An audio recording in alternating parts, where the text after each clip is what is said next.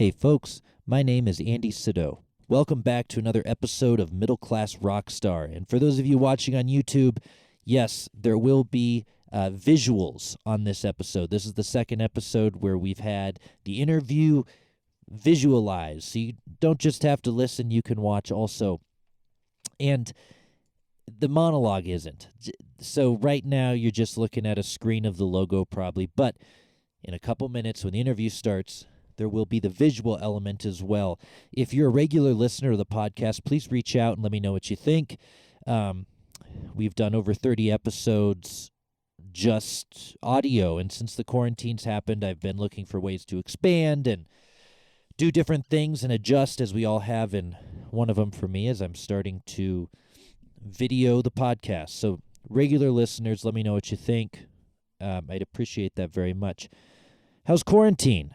How is everybody? We're a few weeks in. Are you starting to enjoy sitting in your underwear watching TV shows? Are you staying productive? Are you dwindling into nothing because you weren't prepared and you don't have any food? Are you sitting around your house all day eating every snack in sight? That's me. What's going on? Are you making some adjustments? Are there some things that even when we go back to quote-unquote normal that you won't go back to? Are you going to eat out less, perhaps, or maybe commute less for work, or maybe work less in general and spend more time with family? These are things I've heard from lots of friends and family over the last few weeks. It's a weird time. And, of course, our hearts go out to everybody who's going through illness right now with COVID-19. Anybody who knows somebody, we're all thinking about you first and foremost. But it's just a weird time right now. I don't know what else to say about it. Inevitably, in a few days, we are lifting some restrictions. Some folks say it's too soon. Some folks say it's just the right time. Some folks say it should have happened already. I don't know about that. But there's a mixed array of emotions, and things have changed, some for better and some for worse, certainly. But here we are, 6 weeks into it. I myself have been spending a lot of time in the studio. I've been very productive. I've been spending quality time with Allie. I've been cooking. I know how to cook now. That's really cool. You don't always just have to put it in the microwave. You can do some other things as well. I want to say a quick thanks to Music Cares. I got a check in the mail from Music Cares, and they're saving my rear end on bills this month. I filed for a grant, and I got accepted, and my check came in the mail yesterday. Thank you, Music Cares. I'm still waiting on that government check, but Music Cares, thank you so much. It means a lot. You've helped out so many musicians and people in the performing arts. So thank you so much for that. My guests, plural, are Sarah Shuel and Alyssa Montaño. They are longtime friends. They first met in Chicago, and now they both live here in Colorado. And when the quarantine hit, they didn't hesitate. They started a festival right away called the Rocky Mountain Virtual Music Festival. I had the pleasure of playing on the very first one. They're on number 6 right now. It's every Friday. On their music page, there's music and visual art streaming pretty much all day. And this might not seem unfamiliar at this point because every artist in the world is getting on and putting on a tip jar. Everybody's doing music festivals. So you might be asking, what makes this one special?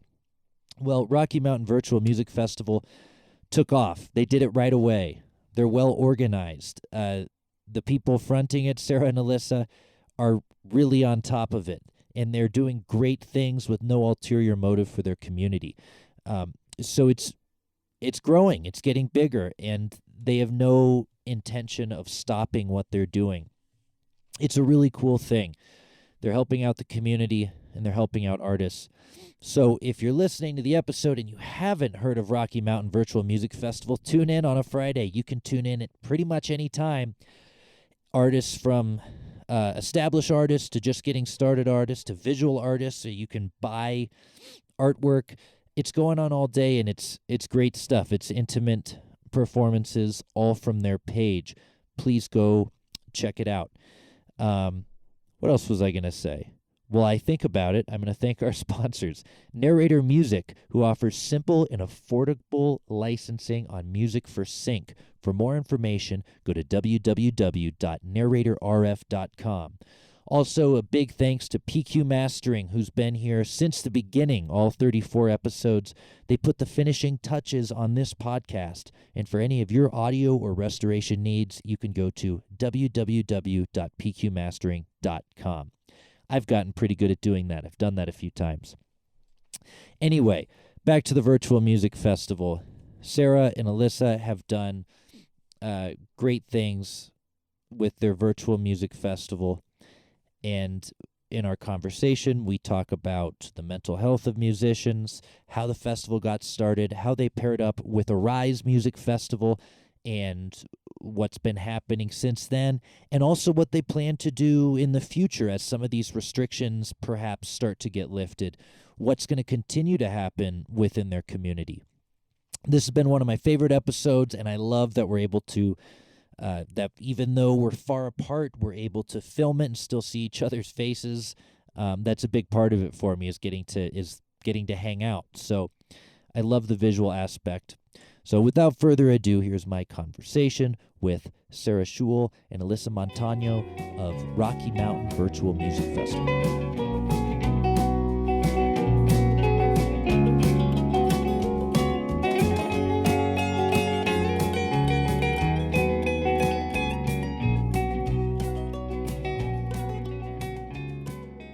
Okay, we're going. Alyssa, Sarah, what's happening? Hi, how are you? I'm doing so well. Thanks for joining me. Thanks for having us. So you guys, I'll jump. Well, actually, before I jump into it, give me a little background on you guys individually. Alyssa, I'll start with you. Where'd you come from, and where did you stand in the music scene before all the quarantine madness happened? Absolutely. So I am a middle school teacher during the day. I work in curriculum development and leadership for a Denver area school. I teach 8th graders. And my boyfriend is actually a musician in the funk rock group Float Like a Buffalo. And so I've been going to their shows since we met in 2017. And so I am more of coming from the music fan perspective to this. Huge Denver music fan, huge local music fan. Most of our hobbies are going to shows and enjoying music and going to single releases. And so the music angle for me started out as just being a really big music fan. Awesome. And Sarah, how about for you? So I have like a very long corporate marketing history, and then I started getting involved in music thanks to Alyssa, honestly. And now I work full time in music management, and I mostly manage Float Like a Buffalo, but there are a couple of other bands that I do some work with. So that's the angle that I come from. And do you have a management company? Yeah, so it hasn't been around that long, just since August. It's called Sonder Management, Sonder. And it's small. It's just me. Nobody works for me. I manage all of that. Awesome. And is that something you're hoping to grow into a bigger enterprise, or do you want to keep it small with just a few bands? I think I want to keep it small just because I really love to connect personally to what I'm doing. And when you get too many bands under you and you start delegating tasks and putting other people in jobs, you lose that personal touch. So I would like it to grow in reputation, but not necessarily in size. I may someday bring on like 1 or 2 people I trust, but I always want to have that personal connection to everyone I'm working with. I love that. And Alyssa, why don't you tell the listeners how did you guys meet, and how do you know each other? Yeah, that's actually a fun story that I think not a lot of people know about Rocky Mountain Virtual. We actually met in college when we were 18. Actually, I might have been 17 at the time. on a shuttle bus in Chicago, Illinois, at Loyola University of Chicago. Wow. And a mutual friend was like, hey, do you want to go to Forever 21? And both of us separately were like, yeah, we'll go with you. And so we met on a shuttle bus like 12 years ago. And I actually moved to Denver 4 years ago for a teaching job, the one I have now.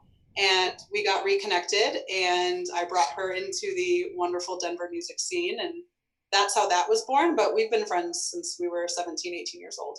And you met in Chicago, but now you're both here. And Sarah, are you from here originally then? Yeah, so I'm originally from here, and I just went out there for school. I spent some time living abroad, and then I wanted to come home to Colorado. And then Alyssa followed not that long after. Where'd you go to high school? I went to Holy Family in Broomfield. I knew I recognized you from there. Do you know that I went to Holy Family in Broomfield? What? Yeah, that's when? You look so familiar, and I just placed it like 10 seconds ago. I graduated in 2009. Holy cow, I graduated in 2008. And it's a small school too. Like my yearbook right there. I'm gonna pull it out after we're done. Don't do that. My hair's down on my shoulders. That's so crazy. I didn't even know that. Wow. Oh my God. I knew you looked familiar from somewhere, and I never placed it until Alyssa told the where you guys know each other from story. And then I don't know, something just popped up. Wheels started turning. Yeah. Wheels started That's turning. crazy. Holy cow. Such a small world. Usually I say Holy Family and people are like, where is that? I know, it's so tiny. They've done all kinds of remodels. I went back for the 10-year reunion. It's a different place now.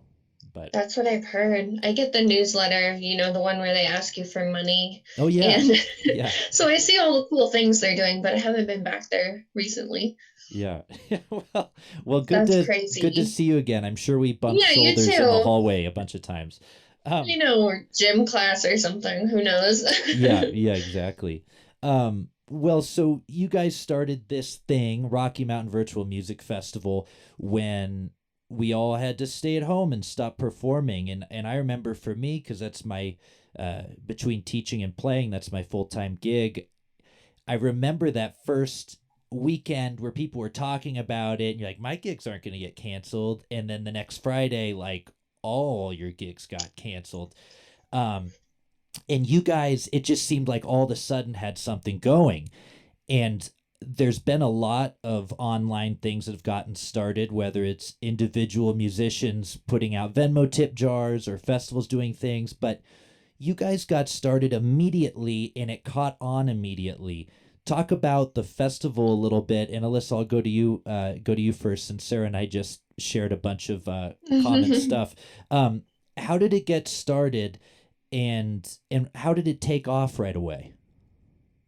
Yeah, so it was Tuesday morning, and I remember because it was St. Patrick's Day, and I remember being in the house kind of thinking back to Chicago St. Patrick's Day parades and thinking to wearing green to school and how my students were at home. And I got a text from Sarah that was like, I have an idea. And she called me and she's like, let's do an online virtual festival with Float Like a Buffalo, with Grambit and the Painters, with Elder Grown, bands that we know, bands that we love. And it was maybe a 30-minute conversation. And we had a Facebook page. We had a graphic designer on already whipping together graphics. And it was kind of one of those, we were both standing on the edge. And it was like, should we do it? And it was kind of like we would push the other one and the other one would step back. And finally it was like, you know what, let's just do it. Because if nothing else, it's just a platform for musicians to have that gig again, right? Like, as so many gigs were canceled, I remember looking at my notification screen and it just being canceled as all the venues started doing that. And then I'll let Sarah speak to kind of the development of week one into how we kind of got to where we are now. Yeah. Yeah. So that's exactly right. I woke up that morning and I was not like in the greatest place because with Foot Like a Buffalo, I had spent 8 months of my life planning a national tour. We got 2 stops into it, and we still had that same mentality of like, we're going to go. We're going to do this until we can't anymore, till it's not safe, till someone gets sick, whatever, we're doing it. We've planned this for so long. And then we woke up the second morning or the third morning after the second show, and within 2 hours, like our next 4 shows had canceled. And we had already lost South by Southwest and all of these things. And so I was already feeling just bummed and so uncertain of what was coming for gigs. And I was on the phone with a friend of ours from a band out of Boulder, and he was saying, because they rely fully on gigs to make a living, they're very successful at it. They went from fine to nothing, and so I was like, we just have to do something about this. And of course, we had done some work with Foot Like a Buffalo with trying to get live streaming started right away. And we came up with like a couch tour. So the wheels just started turning. This could be part of their couch tour. So we got them on. And then, we were able to call our friends, like she said, Graham Good, Sam Kelly from Eldergrown, all these people to hop on board. And it really, I mean, we had our whole thing set almost right away because everyone was so excited to be a part of it. And then there was a lot of faith in there with like, I know how Facebook works, I know how Facebook Live works, but I don't know if it's going to work in this capacity. So basically what we did is we just got ourselves prepared as we possibly could. And then I remember waking up in the morning thinking this will either be something amazing or it'll fall flat on its face. And it went amazing, thankfully. I think we had 0 issues that day, which is nuts. Yeah, and like Alyssa said, the whole timing of it all and having it going right away. I remember us making the Facebook and we saw like similar things popping up, and we were like, now, have to go now, right this second. So we did, and right place, right time, everything just came together and worked out. And then since then, we've been working on just fine tuning that and turning it into better community. In that first week, I'll go back to you, Alyssa. That first week, um, was it somewhat of a logistical nightmare because you had to, and I was on the first week. I remember everybody got access to the page, and I mean, everyone's, what do we do? How does this going to work out? Were the logistics tough to work out at first, or did they just kind of fall into place? So one of the interesting things that I bring to the table for Rocky Mountain Virtual is the logistical nightmares to normal people. I actually love. I love data trackers. I love schedules. Just that teacher brain in me. And so we attacked it with my logistical like data analysis standpoint. Sarah's experience with working with bands and sending out set times and doing sound checks. And so we planned as much as we could. And then I think kind of just crossed our fingers and wanted to enjoy some good music. And I would say after that, we really have a pretty fine-tuned system in place logistically that if everyone's reading the emails and if everyone's on the same page, it should work. But, technology sometimes doesn't cooperate. But logistically, I have fun with it. But that's me. That's a rare breed.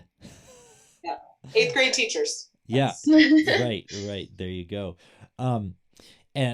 And being on that first week, I had at the second or third slot, so it was very fresh for everybody at that point. And my set had between I think 60 and 80-ish people the entire time. I didn't know what to expect. And as I've been doing live streams through the weeks, I have days that are hits and I have days that are misses. It's just how it goes, even if it's on someone else's page or on mine. But there was consistently what I thought was a lot of people in a live stream, and they were constantly interacting the whole time. Every time I ended a song, I had 10 new comments, and it made it really fun from an interaction standpoint. And I know a lot of other artists have had that same experience. How did you guys have that many people jumping in on the first day? And did you have a few people that you said, hey, I need you to come in and comment in all the sessions to get the ball rolling? And Sarah, I'll go to you for that. So we've kind of talked about this a lot because we were also blown away by the level of engagement and viewership. And what we kind of think is, we just had the perfect storm, especially that first week, of great bands, great artists that people know who have a community and a devoted following. And people were there was so much uncertainty still. The internet wasn't inundated with live streams, and it was kind of the place to be that weekend for live music. So, I think that's why it gained such traction that first week. And we had 9 News, we had Fox 31, Westward 303, 5280 reached out. Like, we had all of this interest that let all these people know that maybe wouldn't normally know. Like, I don't watch 9 News every day, but the people who watch 9 News probably have no idea that you can live stream a festival online. So I think all of it came together just in the perfect way. What do you think, Alyssa?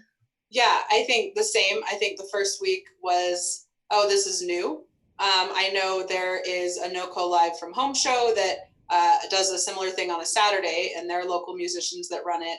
And they established, I think, around the same time that we did, and 2 women behind that festival as well.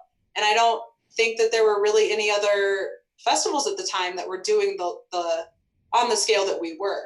And so I think we honestly didn't text anybody to comment. I think it was like we shared it, we encouraged people to, and we tried to kind of get that dialogue going with like, where's everyone watching from and stuff like that. But for the most part, like, that was all organic, and a lot of the comments are pretty organic, which is really cool.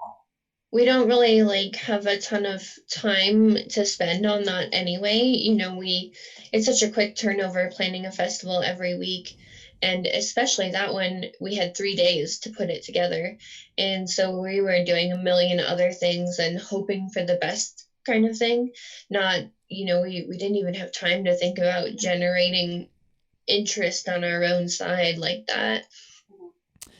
Wow, that's it. It just popped together then very, very well. Mm-hmm. And you guys just did a marvelous job of putting it together. I just had an amazing experience with it, and I've tuned into other people's since then. And it's always a good time. There's always people commenting. So, well done. Thank you. We're so glad you were a part of it. Well, I appreciate you having me. And along those lines, how do you decide who goes? At this point, every local musician knows about it. Are you guys getting submissions? Is there a process? Do you guys do a weekly draft? Alyssa, I'll go up to you for that. Sure. Yeah. So there's a lot of different ways that we choose the musicians. We, starting in week 2 into week 3, Arise Music Festival reached out to us and they were really interested with what we were doing, and so they sponsor the festival, and they've given us just amazing tips and amazing advice and feedback on what it takes to make a music festival successful. And so taking those tips into mind, and then taking in the music fan perspective, taking in Sarah's management perspective. So there is a Google form that's like an official form that people fill out. And so when people message the page, we will usually just say, like, thank you so much for reaching out. Here's the Google form. Like, here's what it takes to make that form complete. And then at the same time, I watch music pretty much anytime I'm not teaching. And so I will find live streams, and pretty much Sarah and I have gotten into a fun little habit of just tagging each other in random live streams. So I know, like, if Sarah Shuel mentioned me in a comment, I need to go check out that artist. So we'll reach out, and we've had some that are like, oh my gosh, I love what you guys do. And then we've had some that are like, I haven't heard of this, tell me more. Right. And so it's kind of all over the board of how we find those musicians. We also have people that apply or that refer people. So, you know, Ryan Chris, that I know you know from the Rough Cuts, he sent us a few names and said, look, I had so much fun. Here's some of my buddies that are in bands as well that would love to be a part. So it's kind of, we're in week 6 now. So we're starting to kind of get those feelers out where after the artists complete their set, they're like, cool, how can I get more of my friends involved in this? I love that. Yeah, and we what we're looking for in a good submission is pretty simple. We want you to have a good video, good internet, good audio, you know, be put together like you would at a show, present yourself well, and put material out there that is entertaining to people that will hold them. Because at the end of the day, we are a music festival and we are putting something out there on the internet that we want people to enjoy. And that does not mean that you need to go spend $1,000 on equipment. There are simple things you can do to make your space more professional, present yourself online like you would at a show without spending a ton of money. Because we really are about the community and about getting people's music out there. And making people that are watching happy in the process. And to continue on that, what are some, for any local musicians that might be watching or listening, what are some things that artists can do to make their live stream appealing to a festival like your guys's? In terms, it could be in terms of audio or visual or anything. Yeah, so a big part of it is really thinking of it like you would think of a ticketed show. You want to dress nice. You want to spread the word as if you're selling tickets to get your viewers in. Having a history of successful live streams with viewers is a huge help. Just like I would ask any band, like, what's your draw in Denver? We want to know what your live stream draw is. Creating a performance space, since you don't have a stage, you want to make your performance space feel not like your living room. You know, it should feel special. There should be art on the walls, light some candles, light it well, make sure we can see and hear you. And then as far as audio, you know, not having your computer too close to you so it's distorting your sound. If you have professional equipment, that's great. If you don't, there's nothing wrong with an acoustic set. But what we tell everybody is test it, play, record, and then watch it and make sure it's what you want, because you know your music better than we do. And we don't claim to be audio people by any means. We're more music fans than anything.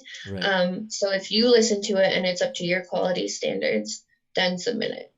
Awesome. Alyssa, will you talk more about your guys' partnership with Arise? I know it was mentioned briefly, but how did that conversation start and what all have they brought to the table? Yeah, so they've been amazing. I personally am an Arise Music Festival fan and alum.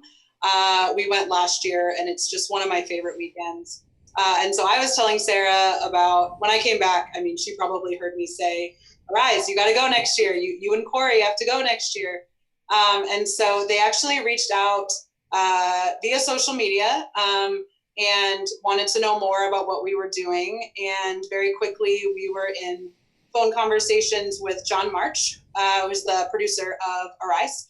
And he just kind of wanted to know more of what we were doing and really liked the project that we brought to the table. And so officially they are our sponsor.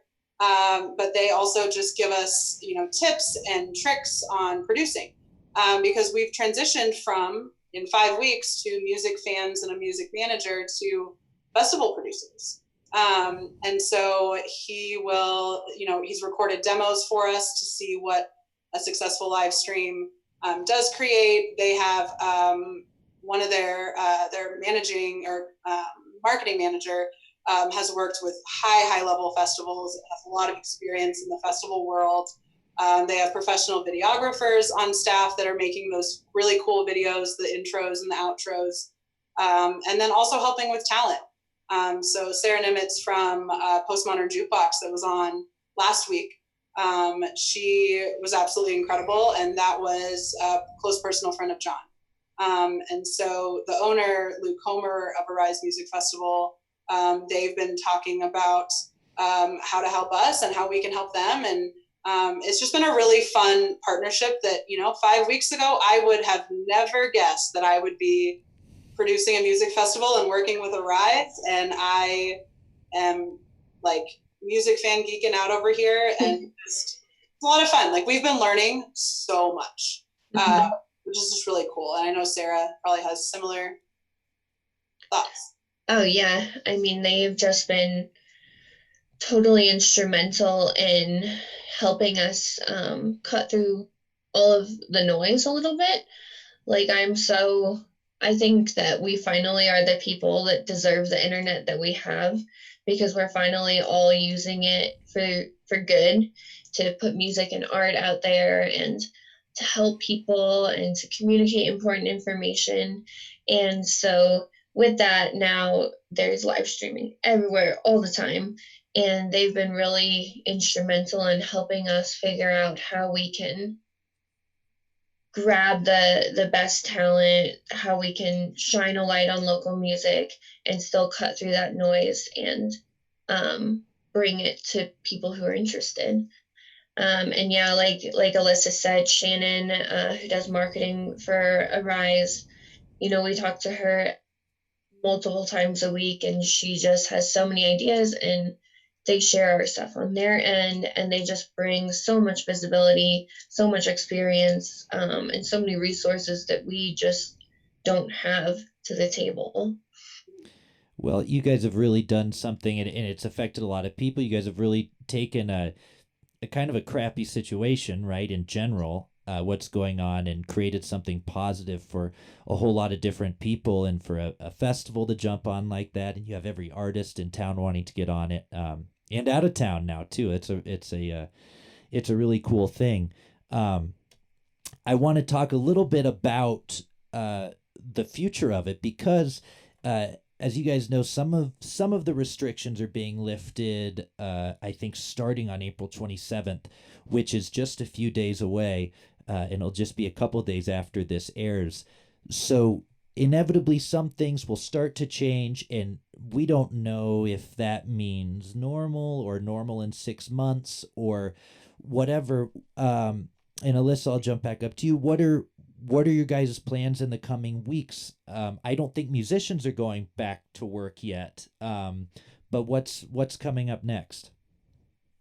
Yeah, so as far as the future of like Rocky Mountain Virtual Music Festival by Arise Music Festival, we plan to keep going. We, like Sarah and I've talked about, like, venues, even if stuff starts to go back to normal, venues are not opening up right away. And so even though some smaller venues may open, we still plan on continuing this. And we have some new ideas for how that might look different. As far as, I think we're not quite sure yet. But we also want to make sure that, like, even above support of the community, like, safety is first. And so we were super explicit week one that, because at that point we were in the 10 and under phase of things. And so it was like, float like a buffalo, 7 people, plus a sound guy, plus the owner, and like, that's it. And so being really explicit that bands need to stay safe. And so for this week, everyone's still performing from their houses. And then, we'll begin to explore what that looks like from a safety standpoint. And so maybe it's back to that week one where Elder Grown and Silver and Smoke perform together, but from their house. And we don't want to take any risks. We don't want anyone to get hurt. We don't want anyone to do anything that they feel unsafe. And so, I think, Sarah, do you have anything to add? Yeah. No, I think that's absolutely right. And, the future is just so uncertain. I was sitting in the kitchen talking to Corey about it last night. Because from a music manager perspective, I'm sitting here trying to plan what we're going to do next and when we can actually do that. We've rescheduled shows that might be rescheduled again, who knows. And just having that uncertainty, like, we have no idea what's going to happen. We just know that we're going to do our best to bring the festival forward and keep supporting that community through whatever phases we have to go through to get back to normal.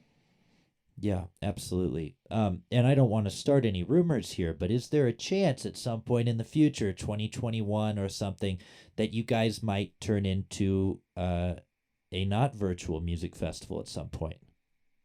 I don't know. Life's unexpected. Yeah, we have no idea, to be honest with you. That'd be super cool, but who knows?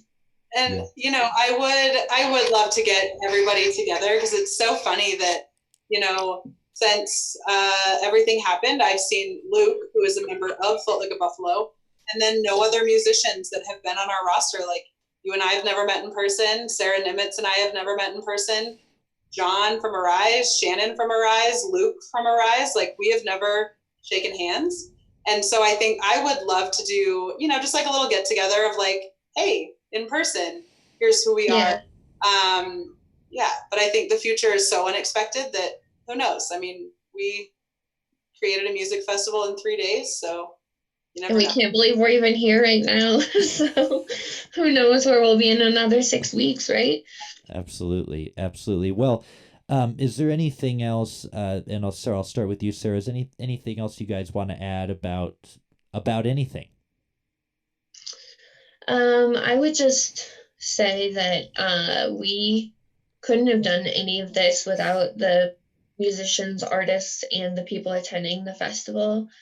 I work on social media a lot for bands, and I have such an ingrained fear of the negativity that comes along with social media. And so I had a lot of fear about that with this festival, but there's been no negativity. People came together in the positive community that we were hoping this would turn into. Everybody's supportive, everybody tunes in, everybody follows the rules, and really makes it this beautiful place to be. And we wouldn't be here without any of that. So we're very, very grateful for everybody who watches and everyone who takes part. Absolutely. And do you have anything to add to that, Alyssa? Just the same. My heart goes out to all the musicians out there. I am lucky enough to get to work from home. And I know we're just trying to help musicians be able to do the same in some capacity. But it really does just take a share, a comment, a like. Follow the artists, buy merch if you're able, tip if you're able, go follow Arise's page, follow some of their artists, follow the live painters. I've ordered 2 things from artists on our festival. I ordered earrings and I ordered prints from our live painter, Laura McGowan, last week. And so just support however you can. And that looks different for different people. But share it and tip when you can. And encourage your friends to check it out, because it's all been word of mouth via social media. And that's how we've created everything, is just through Facebook and email and Zoom. And so we're trying to push that as far as we can go, because the more viewers we get in a stream, it just benefits the artists, right? Like, if you have 80 viewers, those 80 viewers are there, they're captive. If the next set has a wonderful setup and sound, they're going to stick around. And so, yeah.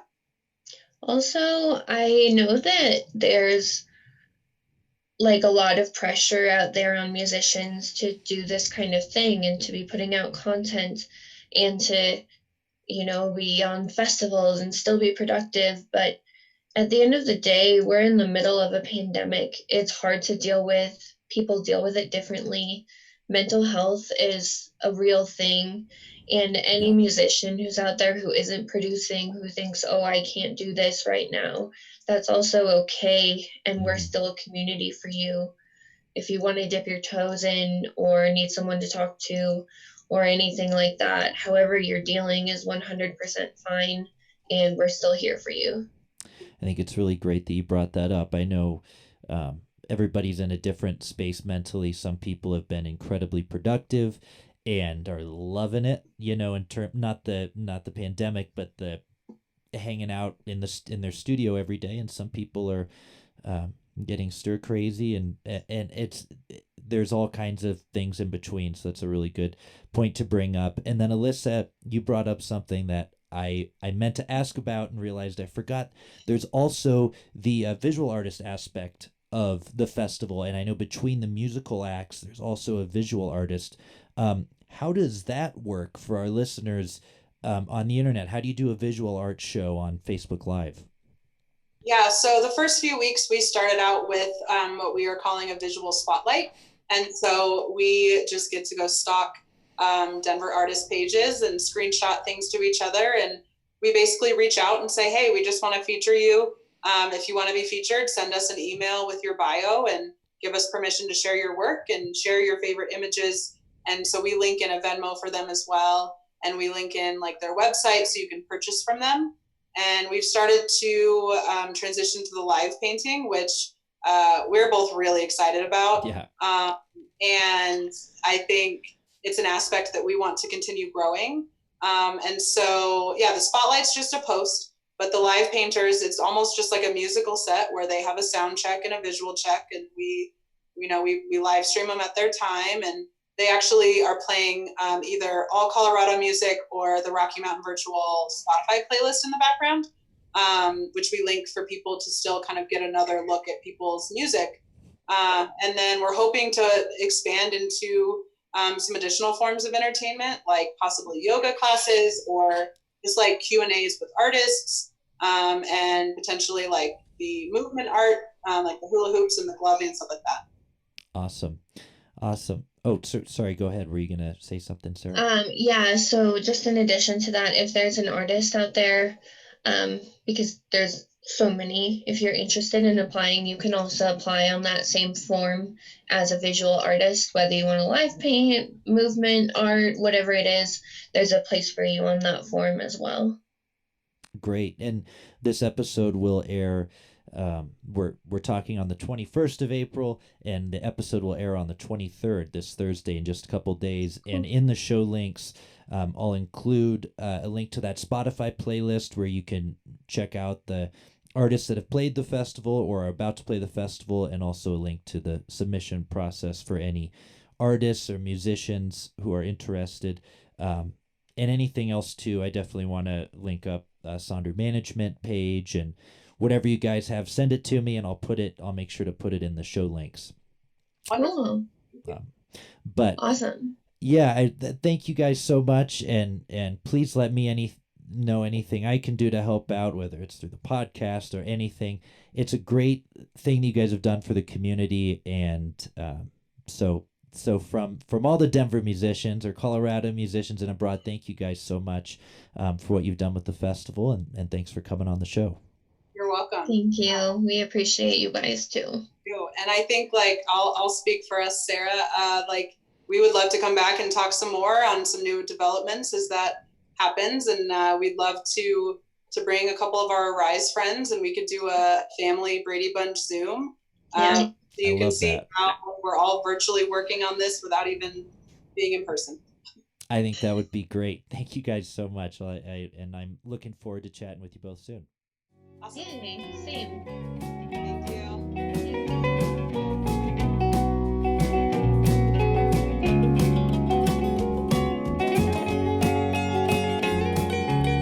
There you have it. Thanks, Sarah. Thanks, Alyssa. Sure appreciate it. Thanks for everything you're doing for the Colorado music community and beyond. If you enjoy the podcast, please go to Apple Music or wherever you listen to your podcast and give us a rate and review, a 5-star rating, please. Otherwise, don't bother. And say, hey, this podcast is awesome, because that helps get more listeners in the future. If you're listening on YouTube, please consider subscribing to the channel. These are going to be going up as videos from now on, I'm hoping. And if you have any questions, comments, concerns, hate mail, death threats, or anything else like that, you can send them to middleclassrockstar@gmail.com. You can send submissions for interviews to the same inbox. That's all for me. I'll be back next week. Thank you so much for listening. My name's Andy Sydow, and this is Middle Class Rockstar.